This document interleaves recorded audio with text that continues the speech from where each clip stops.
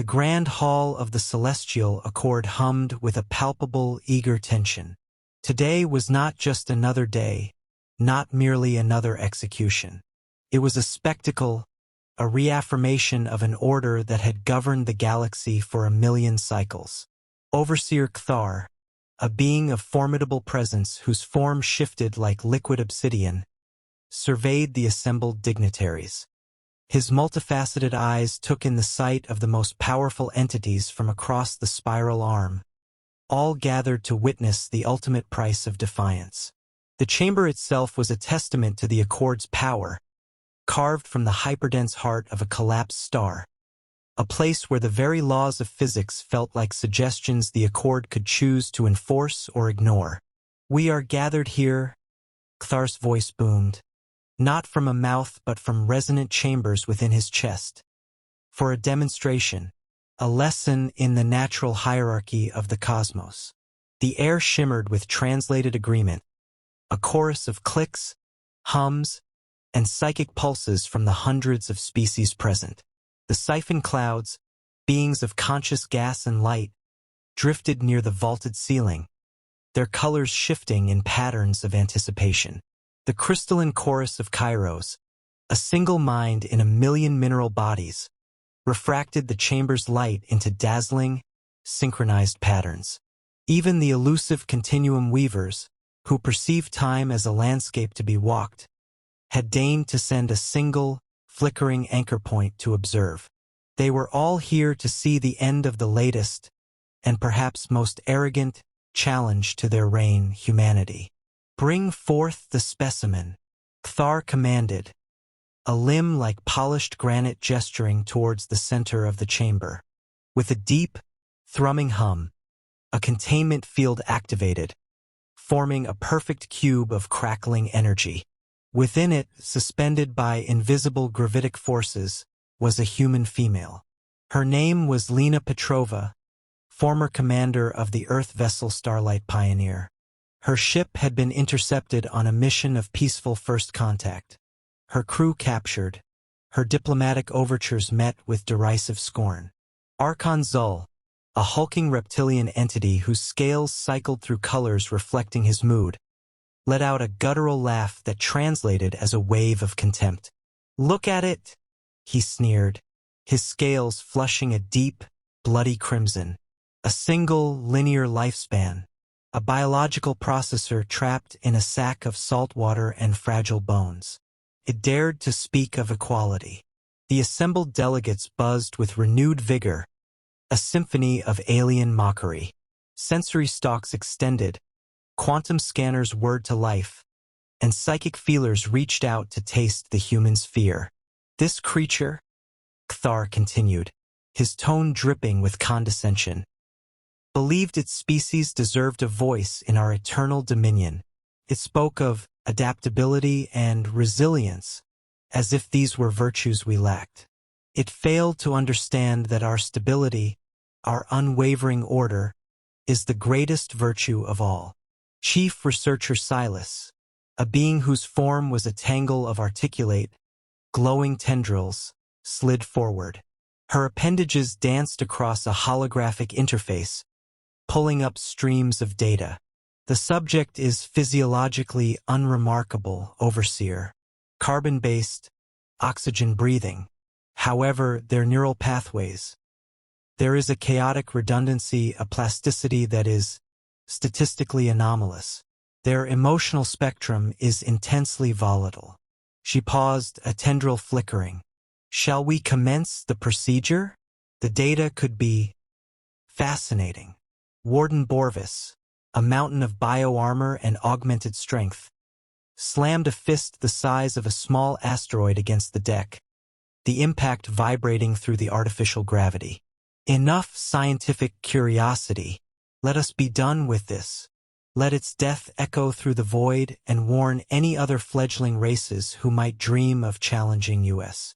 Cthar raised his primary limbs, and the chamber fell into a hushed silence, broken only by the low thrum of the life support systems and the sharper whine of the containment field.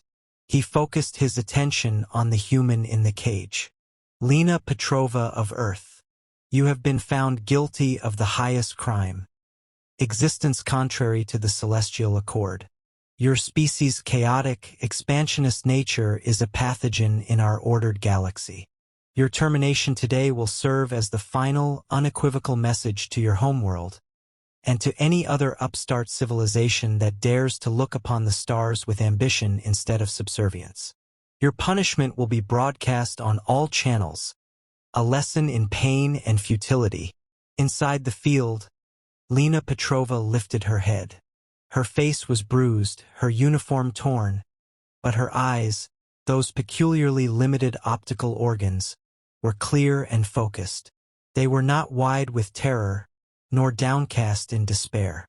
Instead, they held a glint of something else, something that made Cthara's confidence falter for a fraction of a second. Amusement. Her lips curved upwards, baring her teeth in that strange human expression they called a smile.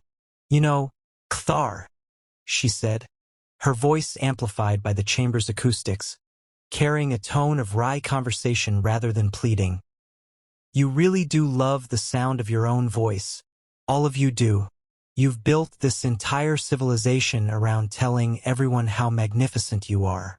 Must be exhausting. A wave of shocked silence, then outraged chatter, swept through the hall. No condemned being, in the long, brutal history of the Accord, had ever spoken to an overseer in such a manner. The audacity was off their scales. Cthara's form darkened, his obsidian flesh absorbing the light around him. Begin the neural extraction sequence, he roared, his resonant chambers vibrating with pure fury.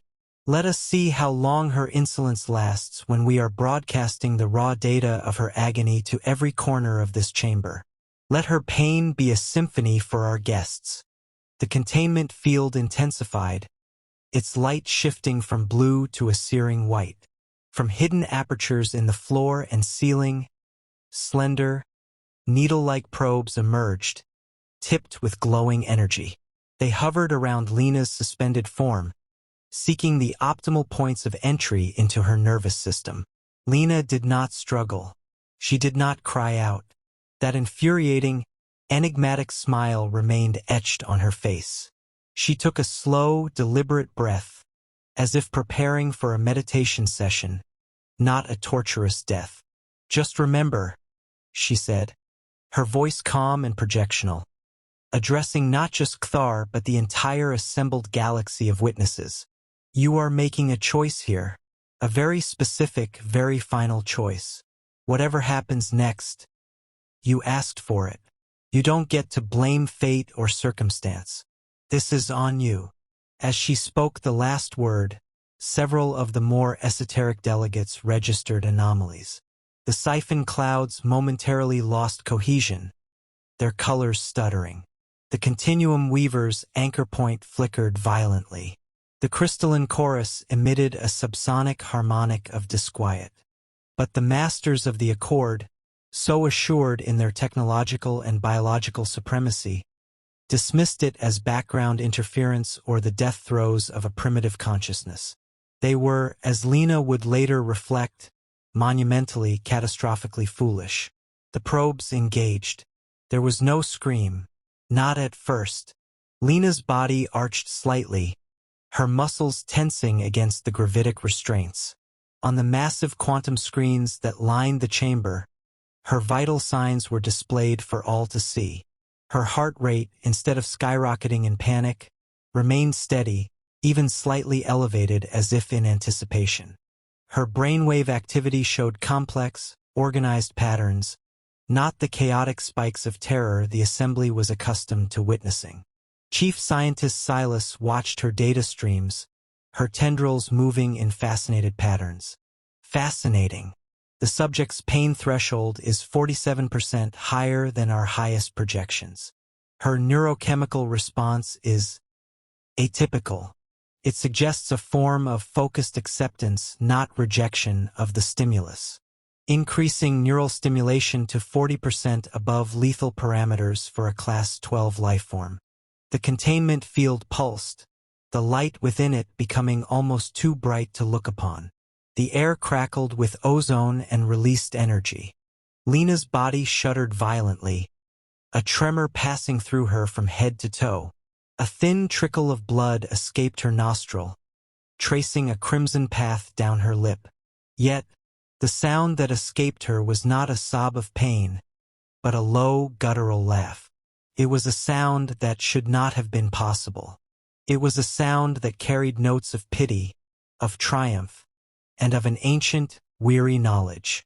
It echoed in the vast chamber, silencing the murmurs of the delegates. You still don't understand, do you?" Lena gasped, the words forced out between spasms. Her eyes were squeezed shut, but the smile, though strained, was still there. "You with your millennia of dominion. You've never encountered a species that perfected suffering. We've been torturing each other for fun, for power, for faith, for 10,000 years. We are master craftsmen of pain. You're just amateurs with fancy tools." Arkanzula's scales shifted to a blotchy, furious orange. "Silence the creature. This is a demonstration of our power, not a platform for its primitive philosophies." Warden Borvis shifted his immense weight, his armored plates grinding. "Overseer, something is wrong. Most species are begging for mercy by this point. They are screaming for a death that we deny them. This one, she is lecturing us." Kthar felt a sliver of cold doubt, but he crushed it beneath a wave of arrogance. It is merely the final, pathetic defiance of a species that believes itself exceptional. They all believe it right before the end. Watch, they all break the same way. The Continuum Weaver's representative suddenly pulsed with a frantic, panicked light. A translated message flashed across secondary screens. +++ alert. Severe temporal instability detected in subject's vicinity. Recommend immediate procedural cessation. Paradox imminent. +++. Nonsense, Kthar declared, his voice booming to cover his own unease. Increase power to maximum. Let us show our esteemed guests why no species has ever survived a full neural extraction. Let her defiance be burned away by pure energy.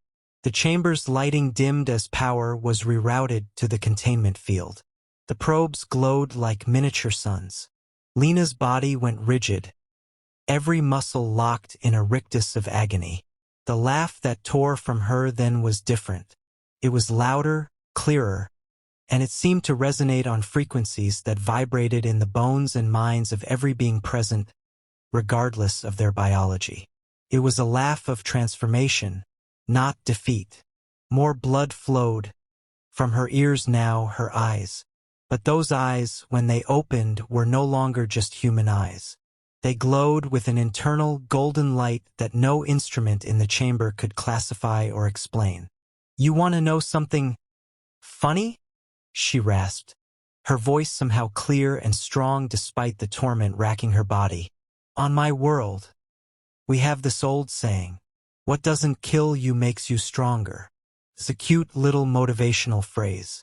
But for generations, nobody ever stopped to ask the follow-up question. She took a shuddering, wet breath. What happens if what kills you makes you stronger? The temperature in the chamber plummeted. Frost formed on the neutron star walls. The siphon clouds, who were immune to conventional temperature shifts, recoiled, their gaseous forms compressing into tight, defensive spheres. The crystalline chorus let out a unified chime of alarm, their perfect harmonies fracturing into discord. "Vital signs are approaching critical levels," Silas reported, her tendrils now moving with frantic, jerky motions. "But these readings, they are impossible. Her cellular structure, it's not breaking down. It's rewriting itself. At the quantum level, she is incorporating energy from the field directly into her biology." "Maintain power," Kthar commanded, but the doubt was now a cold knot in his core. The procedure continues until biological termination is confirmed. +++ chronological anomalies detected throughout the chamber. Subject's temporal signature is becoming nonlinear. The Weaver's warning was more insistent now. Lena's body began to change. Her skin, once pale and bruised, took on a faint, pearlescent sheen. The blood on her face seemed to evaporate, leaving behind tracings of gold, like intricate tattoos that pulsed with light. The gravitic restraints groaned in protest, their fields fluctuating wildly. "You know what your biggest mistake was?" Lena's voice was different now. It had echoes, as if multiple versions of her were speaking in perfect unison. "You assumed that because you've conquered hundreds of species, you understood all forms of life. You cataloged our biology, mapped our genetics, and thought that was the whole story. But humans, we're different. We don't just adapt to our environment. We internalize our challenges. We don't just survive trauma, we metabolize it. We take the worst the universe can throw at us, and we use it as fuel for an evolution you can't even conceive of." The intricate golden patterns on her skin brightened, spreading across her body like a network of liquid lightning. The energy readings from the containment field were spiraling into the theoretical, off the scales of any measuring device in the Dominion's vast arsenal. "Shut it down," Warden Borvis bellowed, his voice laced with a fear no one had ever heard from him before. "Shut the entire system down. Something is very, very wrong." But it was too late. On the main quantum screen, Lena Petrova's vital signs flatlined. Her heart stopped. Her brain activity ceased. The line went dead with a final, decisive beep that echoed in the sudden, absolute silence. Her body went limp in the restraints, her head lolling forward. That unnerving, knowing smile was the last thing to fade, frozen on her lifeless face. For a long moment, nothing happened. The only sound was the ragged breathing of the assembled delegates. The Continuum Weaver phased partially out of their dimension, their agitation a tangible pressure in the air. "Subject termination confirmed," Chief Scientist Silas announced, her voice hollow, at exactly 37 minutes into the procedure. I recommend immediate disposal of the remains. Before what?" Thar demanded, his voice tight. He would not be cowed by the corpse of a dead primate. Silas's response was lost as every console, every screen, every light in the chamber flickered and died. A moment later, harsh crimson emergency lighting snapped on, casting long, dancing shadows across the terrified faces of the galaxy's masters. The collective relief that had begun to wash over the chamber evaporated, replaced by a fresh, more profound dread. And in the center of the chamber, within the still active containment field, Lena Petrova's corpse began to glow. It was a soft light at first, a gentle golden luminescence that emanated from within her skin. The Petra Collective, who had begun to resonate their normal, calm frequencies, fell silent again. The Mist Walkers, who had started to descend from their defensive positions, halted their motion. "A record the official time of termination," Kthar announced, trying to reclaim the narrative, his voice sacs swelling with a forced pride. "Let it be known throughout the Dominion that the human, Lena Petrova, expired after 37 minutes of justified correction. Another victory for the natural order." A wave of tentative, celebratory pheromones and congratulatory clicks filled the air. The delegates, so easily swayed, began to relax. The quantum swimmers partially phased back into reality, though they maintained a cautious distance from the containment cube. "Prepare the disposal protocols," Chief Scientist Silas, Kthar commanded.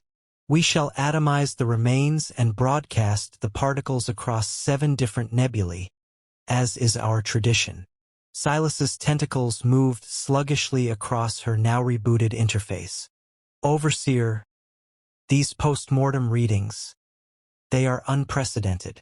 The human's cellular structure continues to exhibit quantum fluctuations. There is activity, despite complete biological termination. Impossible, Archon declared, his scales shifting to a victorious, shimmering gold. Dead is dead. Even these chaotic humans must obey the fundamental laws of existence. Warden Borvis was checking his own gravimetric sensors. Overseer, something is interfering with the artificial gravity wells. The containment field is experiencing microfluctuations.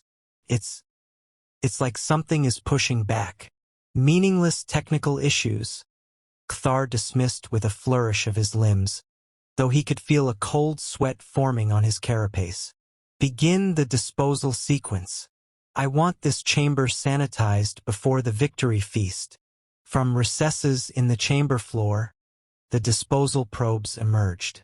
They were sleek, brutal things, equipped with molecular disassemblers that could reduce a battle cruiser to its constituent atoms. They hummed with lethal purpose as they glided towards Lena's lifeless, glowing body. As they approached, the chamber's temperature plummeted again, so sharply that the very air seemed to crackle. +++ warning. Severe temporal distortions. The human's corpse is generating paradox waves. +++. Silas's tentacles writhed in scientific panic.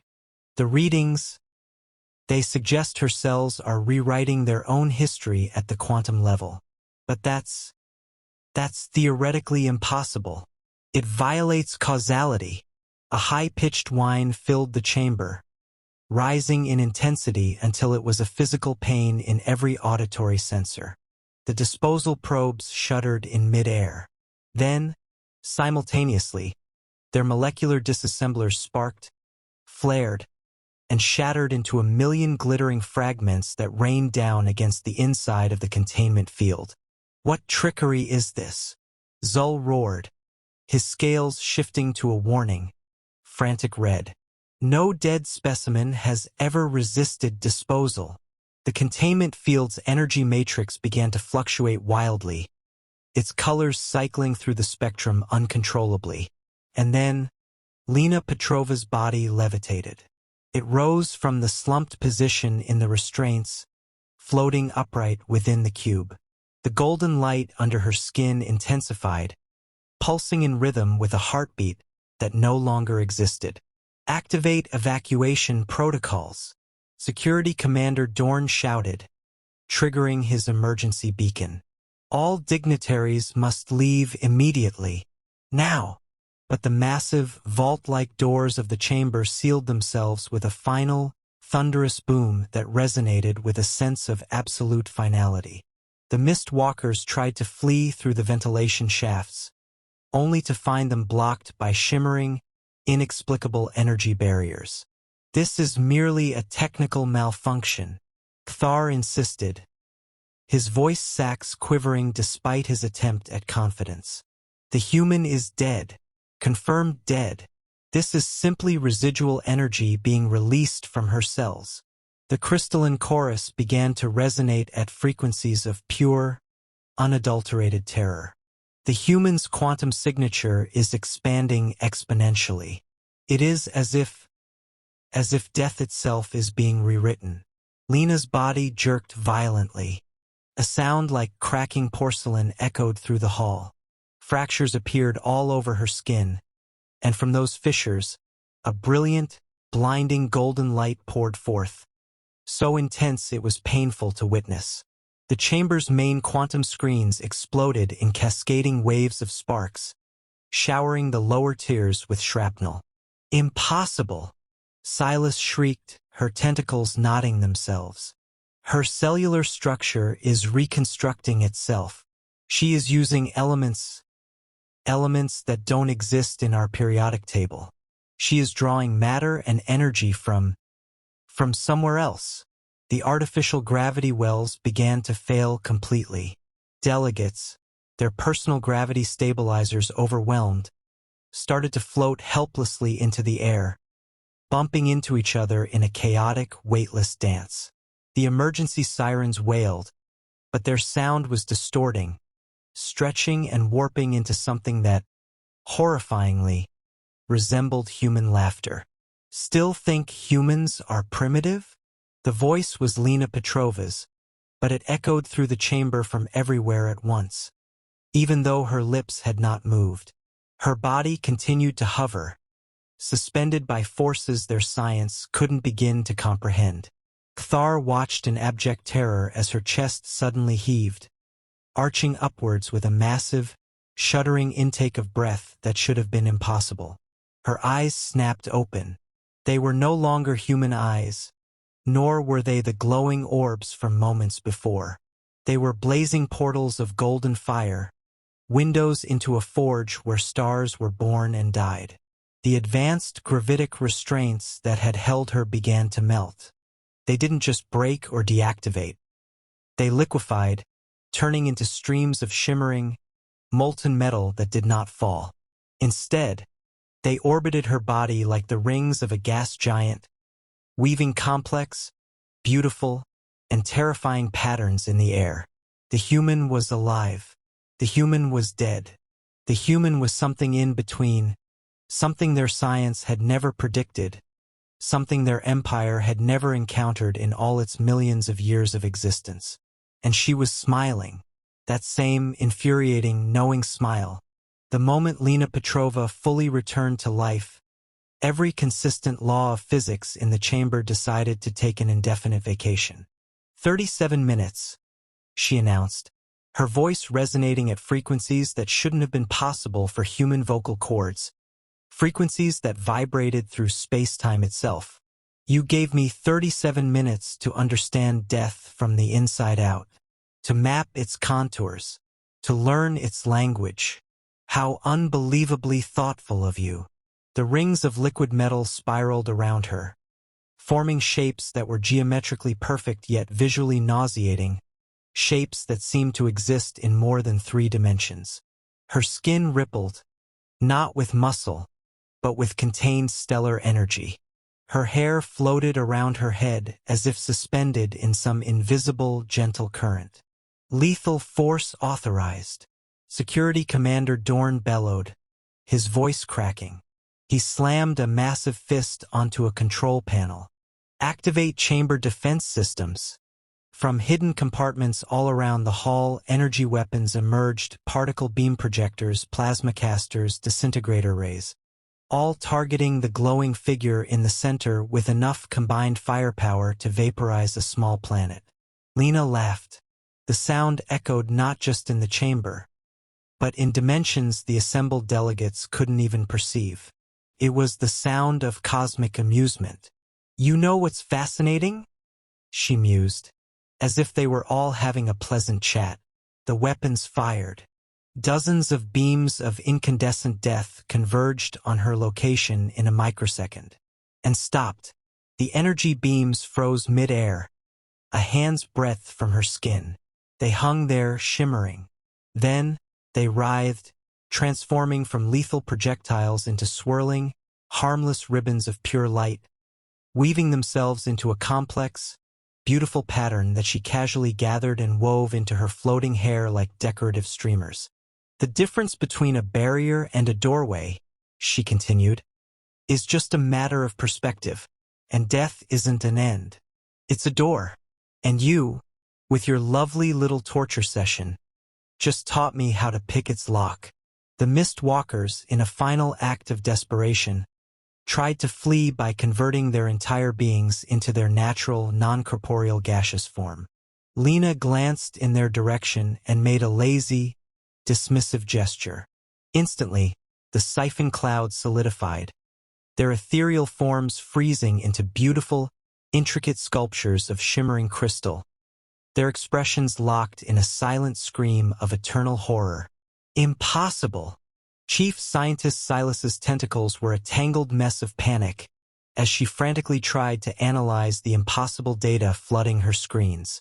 Her body, it's generating energy signatures that matched the final moments of a collapsing neutron star, but contained, contained within a human cellular structure. Really? Lena looked down at her own glowing hands with an expression of exaggerated surprise.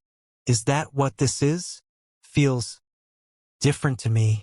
Feels more like everything, all at once, forever.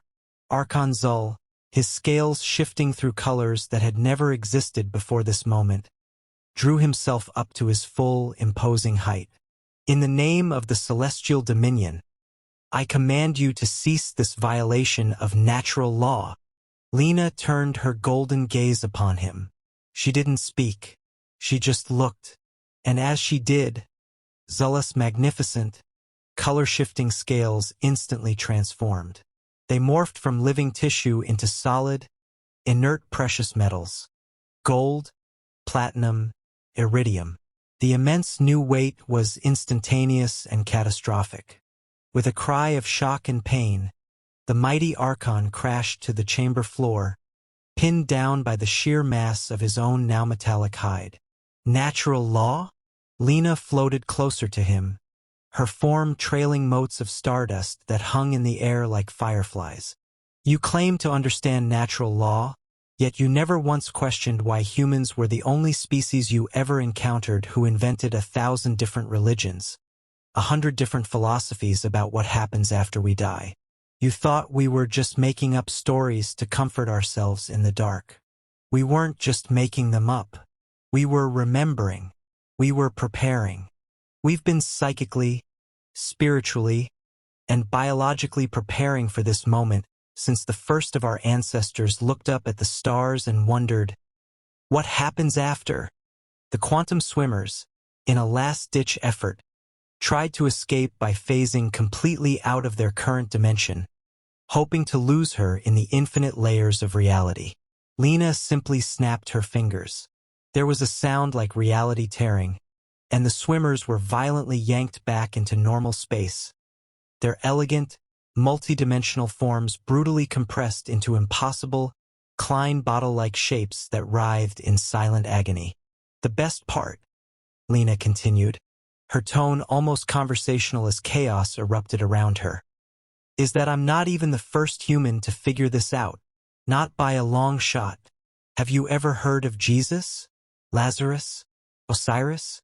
Our myths, our histories, our holy books. They're filled with people who took a little round trip through death's doorway. You just assumed they were primitive allegories or outright fiction. You never considered they might be user manuals. Kthar watched, his mind unraveling, as Lena began to multiply. Not holograms, not afterimages. Solid, real copies of herself blossomed from her main form, each one glowing with the same impossible golden light, each one wearing that same terrifying, serene smile. They moved through the solid neutron star walls of the chamber as if they were mist, passing through floating, terrified delegates, their light leaving trails of warmth and terror on the alien skins. Stop this, Kthar finally shrieked, his voice sacs nearly rupturing with the strain of his panic. I command you. The celestial dominion offers terms of surrender. Every single version of Lena Petrova in the chamber stopped what they were doing and turned to face him simultaneously. Hundreds of pairs of golden, starfire eyes locked onto him. Surrender? They all said in perfect, chilling unison. Oh no, no, no. You don't get to surrender. That ship has sailed, exploded, and had its atoms repurposed. You don't get that option. You get to watch. You get to learn. You get to understand on a fundamental cellular level exactly why humans are different. The chamber's quantum screens, which had exploded moments before, suddenly reconstructed themselves from the ambient energy in the air. But they no longer showed data streams or vital signs. They displayed images from Earth's long, bloody history. Wars, plagues, natural disasters, genocides, all the moments where humanity had faced its own extinction over and over again. See, all the Lenas spoke as one, their voices a symphony of cosmic judgment. That's what you never understood about us. Humans don't just survive adversity. We don't just adapt to it. We absorb it. We metabolize it. We transform it. Every disaster makes us stronger. Every apocalypse teaches us something new. Every single time we stare into the abyss, we come away with a piece of it inside us. And death is just the biggest challenge of all. The ultimate adversity. The final exam. And you just gave me the answer key. She raised her hands, all of her, and reality itself rippled like water. The chamber's impossibly dense walls became transparent, revealing the space outside where the full might of the Dominion's defense fleet had assembled, thousands of warships forming a formidable blockade. Watch closely. The primary Lena commanded, her copies now flowing back into her main form, which began to blaze with the intensity of a newborn sun. I'm about to demonstrate why humans have so many stories about gods and angels and demons. Spoiler alert, we weren't just making them up. We were remembering what we are capable of becoming. We were prophesying our own potential. Her body began to change again. She grew both larger and smaller simultaneously, her form existing in multiple dimensions at once. Wings of pure, structured energy unfurled from her back, their span seeming to cover light years while still fitting perfectly within the confines of the chamber. The Dominion has records of every single species you've ever conquered, every civilization you've erased, she continued, her voice now carrying through the vacuum of space itself, directly into the minds of the fleet commanders outside. I can feel them all here, in my mind. Every cry for mercy you ignored, every world you burned, every race you deemed inferior. Would you like to see what happens when I give them all a second chance? When I reintroduce them to the galaxy? Outside the chamber, the mighty fleet began to dissolve. It wasn't an explosion. It was a quiet, beautiful unmaking. Their ships, their weapons, their armor, all transformed into swirling, luminous clouds of pure potential, of unmanifested possibility. Lena reached out with hands that had become pure light. Her fingers, trailing through the fabric of space-time, began to draw patterns in the cosmic canvas, like a child playing in sand. "Thank you for the gift," she said, her smile now bright enough to outshine the local star. The gift of death. It was truly enlightening. Now, let me show you what humanity does with gifts. Have any of you ever watched a supernova in reverse? She didn't wait for an answer. She simply demonstrated. Kthar watched, his mind breaking, as a nearby nebula, the remnants of a star the Dominion had detonated centuries ago as a punishment, began to swirl inward. Scattered atoms of hydrogen and helium raced back towards a central point, condensing, heating, fusing, until a brilliant, new star ignited in a silent, glorious rebirth. Lena answered her own question, her voice rippling through the quantum foam of space itself as she systematically dismantled their 10,000-year civilization. You know what's really ironic? I was actually the diplomatic officer on my ship. My job was to prevent conflicts, to build bridges, to find peaceful solutions. As she spoke, the grand archives of the Celestial Dominion, a repository of knowledge containing the summed history of millions of years and countless species, transformed. The data streams didn't delete. They erupted from their servers in a glittering swarm of golden light. Each mode of light was a memory, a story, a soul. The swarm shot outwards through the walls into the void, delivering the stolen histories, the erased cultures, back to the worlds they had been taken from, worlds that were now, miraculously, beginning to bloom with life again. But I guess this is diplomatic in its own way. The being that was once Lena Petrova mused, while casually rearranging a nearby solar system, moving planets into a new, more aesthetically pleasing orbital dance. I mean, I'm solving all future conflicts, permanently, by showing you the ultimate, undeniable consequence of picking a fight with humanity. It's a very direct form of diplomacy. Security Commander Dorn, in a final act of duty, tried to activate the species-wide evacuation protocols, a last resort measure that would scatter the Dominion's people across the galaxy in tiny escape pods. Lena glanced at the control panel he was hammering, and the entire network of pods transformed. They became iridescent soap bubbles, delicate and beautiful, each one carrying its screaming, terrified passenger on a gentle, endless, and utterly inescapable journey through the cosmos, a permanent monument to their folly. "Did you know?" she asked, her voice now manifesting simultaneously in every seat and standing space within the council chamber, "that humans have this wonderful concept called karma? It's a simple, elegant idea. It suggests that the energy you put out into the universe, everything you do eventually comes back to you. Sometimes it takes a lifetime. Sometimes it takes a few minutes. In your case, it's taking about 37 minutes and counting." The crystalline chorus, in a desperate attempt to hide, tried to merge their collective consciousness with a nearby asteroid belt, disguising their unique quantum signature amidst the random noise of rock and ice. Lena smiled, and with a thought, transformed the entire asteroid belt. The asteroids became enormous, delicately balanced wind chimes, and the crystalline beings themselves were reshaped into the clappers. A gentle solar wind began to blow, and the belt rang out, playing an ancient, haunting human melody across the void. A lullaby. For example, all her manifestations spoke in perfect, harmonic judgment. "Remember how much you enjoyed watching my pain? The data streams of my suffering? Well, now you get to experience it. Not just mine. You get to experience, firsthand, every single moment of suffering you have ever inflicted on every single being in your long, brutal history. Don't worry," she added, her smile sweet and terrible. "I'll be kind. I'll keep bringing you back to full consciousness, just like you did to me. We can do this for as long as it takes for the lesson to sink in.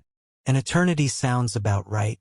Archon Zul, pinned to the floor under his metallic scales, attempted to send a final, desperate warning to the few remaining elements of their fleet outside the system. Before a single thought could transmit, Lena turned his scales into thousands of tiny video screens.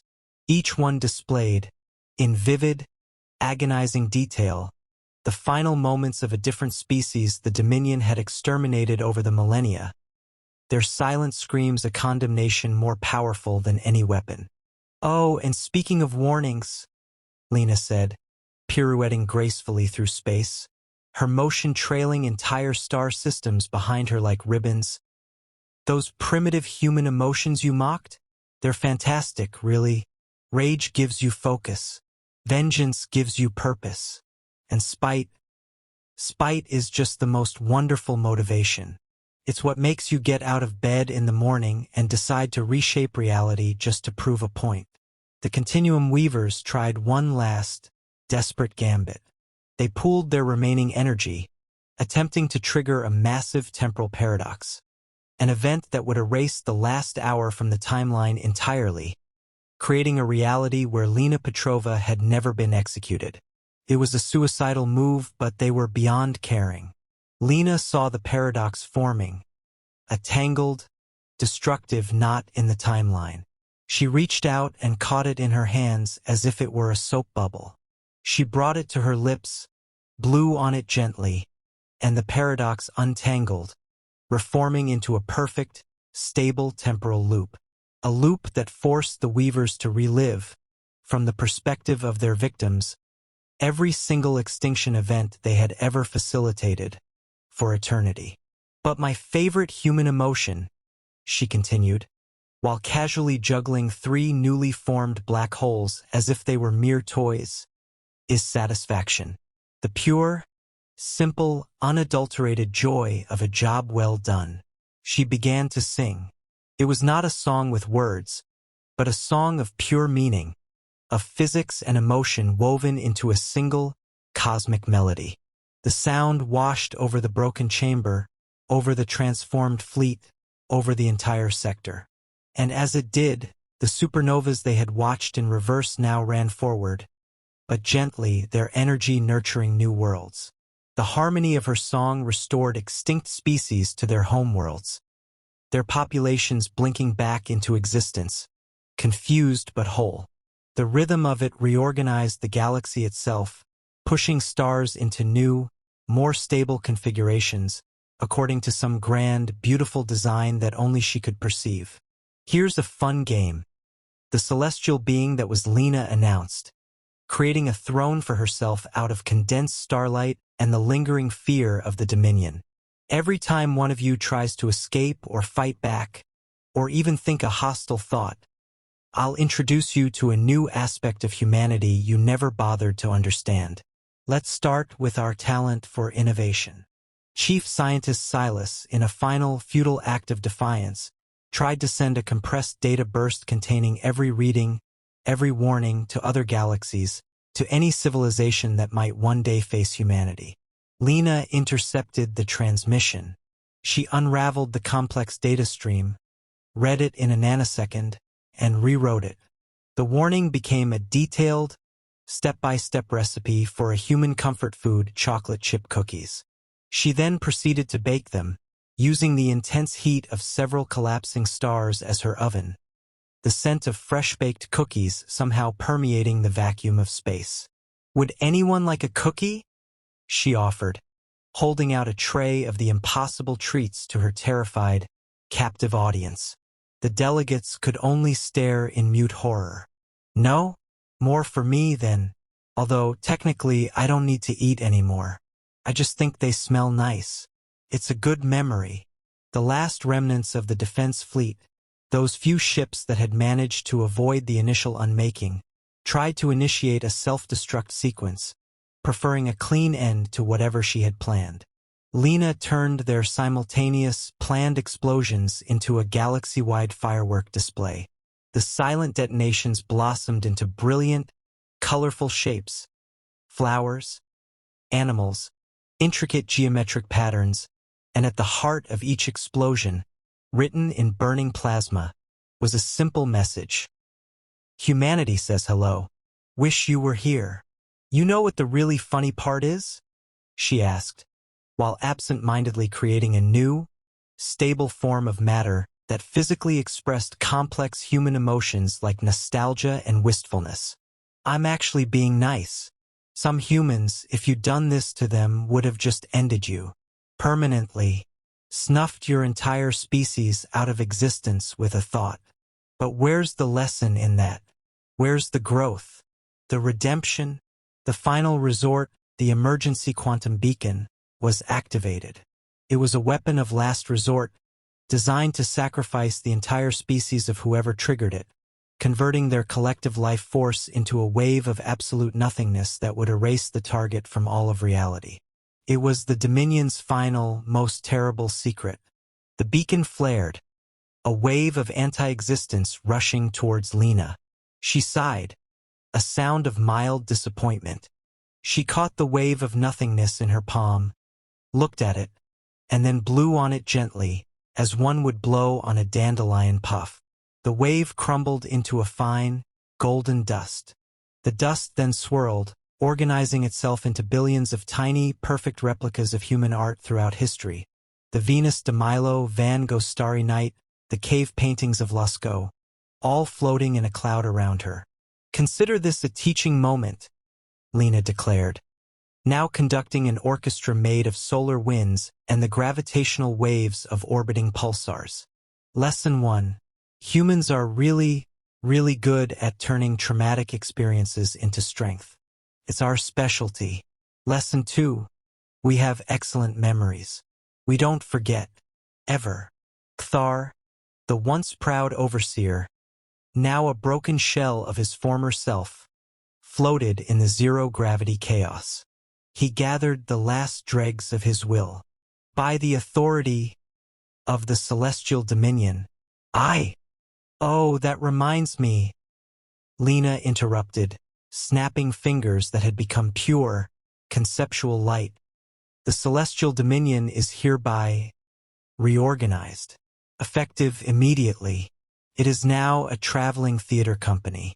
Your first and only production will be a series of human historical dramas, performed for all the species you previously subjugated. I expect regular shows with full audience participation, and I will be watching. As she spoke, the chamber, the last bastion of their power, transformed. The neutron star walls became rich, velvet curtains. Their restraint devices melted and reformed into spotlights. Their terrifying weapons turned into musical instruments. Flutes from disintegrator barrels, drums from plasma cores. Their prison cells became dressing rooms, now filled with costumes from every era of human history. Don't worry about learning your lines, Lena reassured them, her form now existing as a friendly, winking constellation in the shape of a human face, visible through the new, open roof of the theater. I've written all your parts directly into your genetic code. You'll know them by heart. Break a leg. The constellation winked again. That's theater talk, by the way. Just one of the millions of wonderful, quirky human cultural references you'll have plenty of time to learn. 10,000 years have passed since the day Lena Petrova redefined reality. I know this because she keeps an enormous, galaxy-spanning countdown clock at the center of the Milky Way, marking every single second since her resurrection. She says it's for entertainment value. I suspect it's to remind us, every moment of every day, of the price of arrogance. Places, everyone. Her voice still rings through reality itself, cheerful and warm, whenever she makes announcements. Tonight's performance of Hamlet begins in 5 minutes.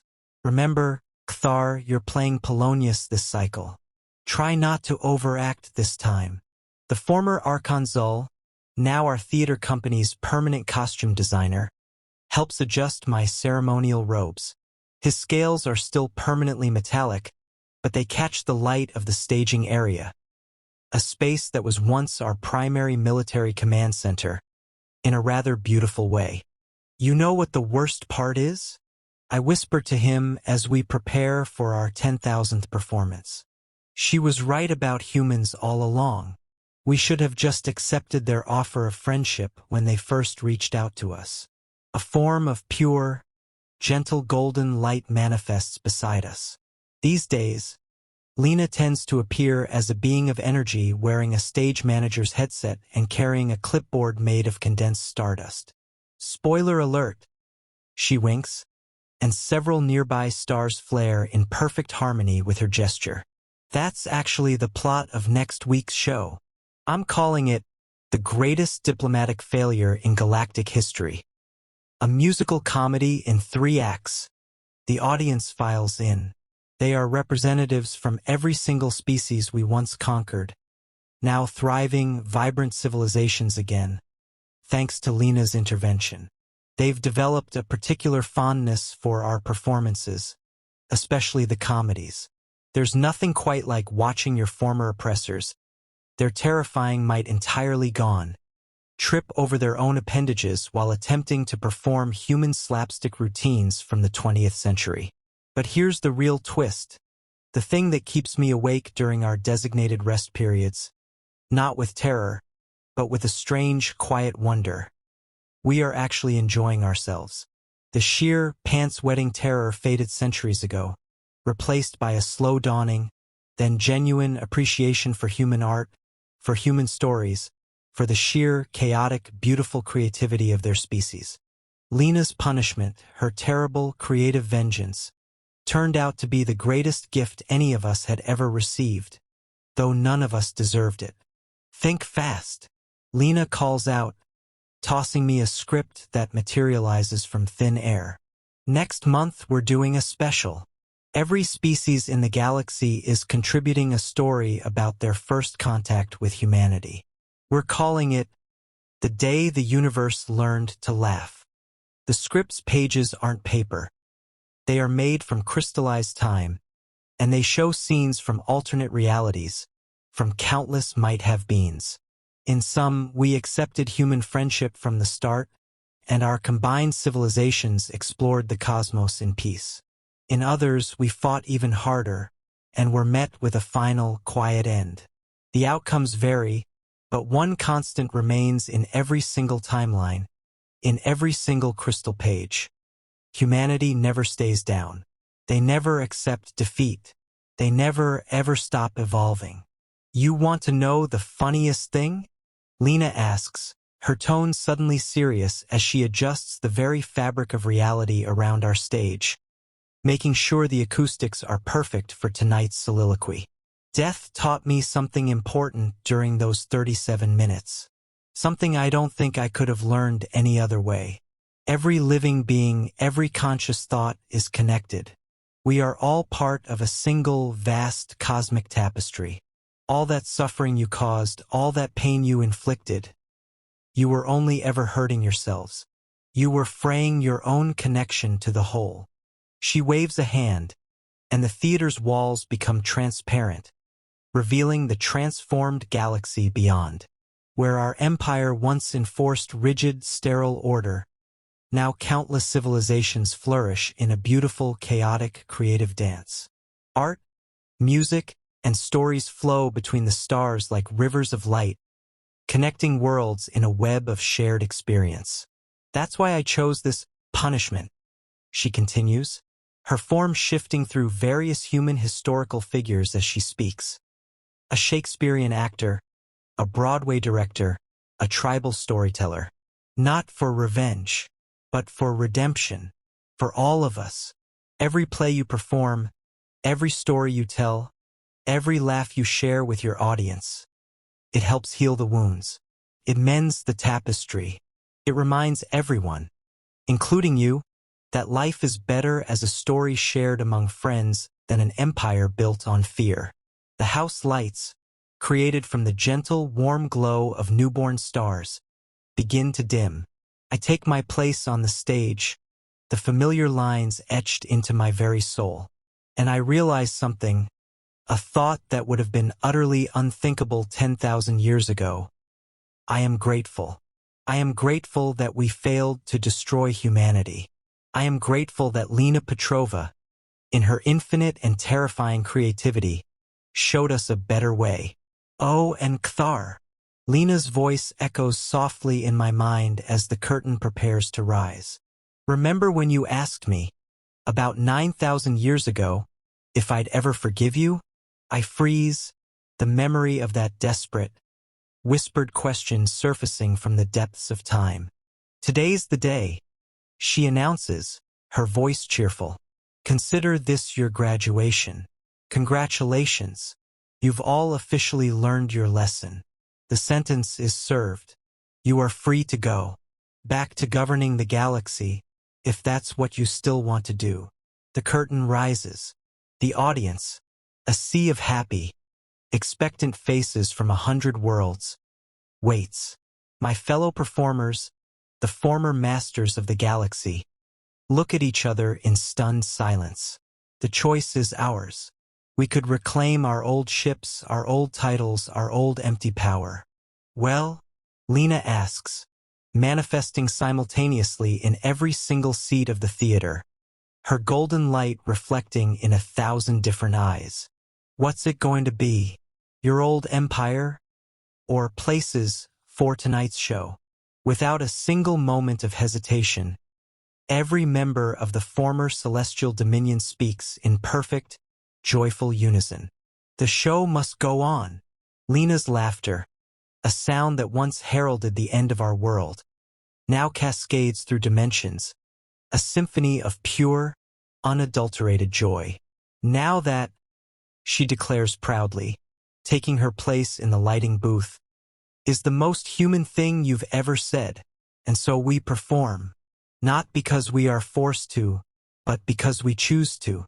Because somehow, over 10,000 years of cosmic theater productions, of telling human stories, we learned what Lena knew all along. We learned that life, in all its chaotic, painful, beautiful glory, is infinitely better as a story shared among friends than an empire built on fear. Even if some of those friends had to die first and come back as something more to teach us that lesson.